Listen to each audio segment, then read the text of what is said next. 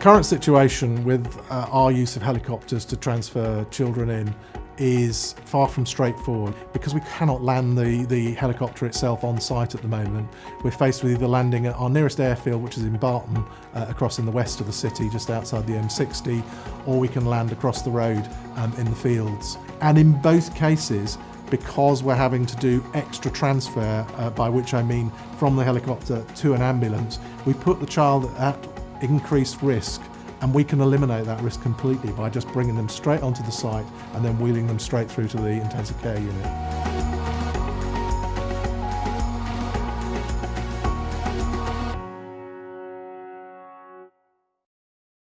Easter Sunday 2014, we were out on a family walk, and then we noticed that there was a car full on the pavement coming at us, and then the next thing we knew, we'd been hit. I didn't see Danielle go up into the air, but Danielle then was coming down at the same level as the car that had hit us, and Danielle landed head first, then body. She needed hospital treatment as soon as possible. She was bleeding from a main artery in her brain. She was dying. Eventually, when the road ambulance came, it was about 15 minutes, which felt like a long time. Within the same sort of minute really, the air ambulance came, and that's what Danielle needed. She needed doctors. We flew to Plattfields Park. The police were there because it was cordoned off, but the road ambulance wasn't there. So again, we had to wait for a transfer via road ambulance. Even though you're very appreciative, I can remember feeling quite frustrated. She needed to be at accident and emergency at Romanchester Children's.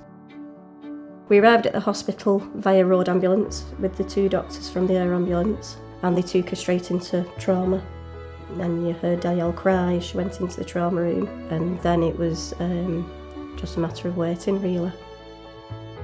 Before Danielle's accident, we presumed there was a helipad at Romanchester Children's. So whether that's Romanchester Children's, whether that's Manchester Royal, whether that's St Mary's, you know, there's so many facilities that could use a helipad there, and we presumed there was one. It's had a massive impact on us all as a family, really. She's achieved more than I've ever achieved in my lifetime.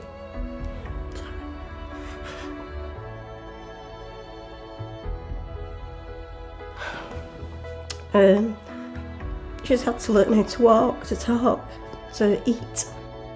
Very proud of her. It's about speed.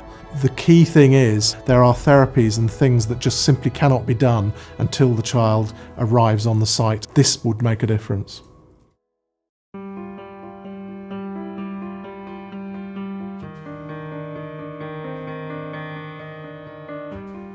There are a very few things that we actually can't do here, and this offers us a route out as well as a route in where we can do those transfers rapidly. It feels so great to hold your firstborn in your hand, especially when they look into your eyes and they know that you brought them into the world. When I held him after he was born and given to me by the nurses, he was aware, he looked into my eyes, he cried. Everything looked okay, and I had no reason to think that anything was going to go wrong. His situation began to deteriorate and his skin color began to change. His oxygen levels were so low and he had to be artificially ventilated. Then we were told that if he doesn't respond to all the treatment there, they have to seek for what they call the ECMO treatment. They had to transport him from the hospital and take him to London. And so it was the responsibility of the CAT team to transport him now from St Mary's all the way to Manchester Airport. And I was in the ambulance. My wife wasn't with me because she wouldn't have been able to go through the rigors of being transported. If there was an on-site helipad, she would have gone on the helicopter, and that would have been a smoother ride for her. It was one of those moments in your life where anything could have gone wrong and things may have changed for us, left a permanent scar in our lives. But what about those parents and those families that may not have a boy or a girl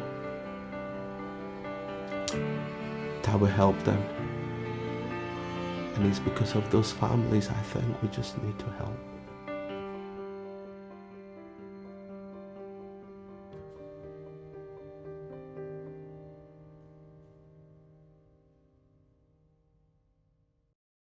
Royal Manchester Children's Hospital is the biggest and busiest children's hospital in the country, so the idea that we wouldn't have all of the facilities for all of those children we serve seems bonkers to me. The helipad and being able to helicopter children in from quite a large geographical region with traffic problems and all sorts of other issues is one way that we can actually jump over that problem and make a better outcome for the children. The helipad appeal will help to cut times of transfer to the hospital by 2/3. The NHS is a wonderful institution, but it can't provide services like this. This is why fundraising is critical for us to have this facility. This isn't just about the Children's Hospital. This is also about Manchester Royal Infirmary and St Mary's Hospital. Each of these hospitals will benefit from this facility. With the completion of this project, more lives will be saved.